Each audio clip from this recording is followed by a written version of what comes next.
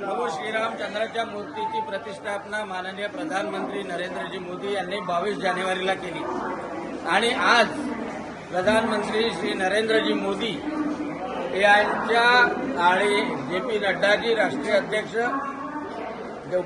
देवेंद्रजी फडणवीस उपमुख्यमंत्री आणि चंद्रशेखरजी बावनकुळे आमचे महाराष्ट्राचे अध्यक्ष यांच्या सहकार्याने त्यांच्या मदतीने आज ही भारतीय जनता पार्टी अमरावती जिल्ह्याद्वारे ही ट्रेन रामभक्तांची ट्रेन अयोध्येला जाते, आस्था स्पेशल.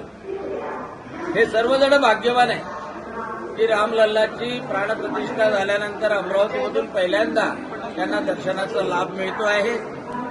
आणि या सर्व रामभक्तांना शुभेच्छा देण्याकरता काल रात्री 9 वाजतापासून सुंदरकांड, रामनामाचा जप, भजनं, संपूर्ण वातावरण रेल्वे स्टेशनचं राममय झालं आणि ते आज जातील, 9 तारखेला दर्शन घेतील आणि 10 तारखेला अमरावतीला येतील. तेव्हाही त्यांचं स्वागत असंच जंगी केल्या जाईल. सर्वांच्या शुभकामना त्यांच्या सोबत आहे.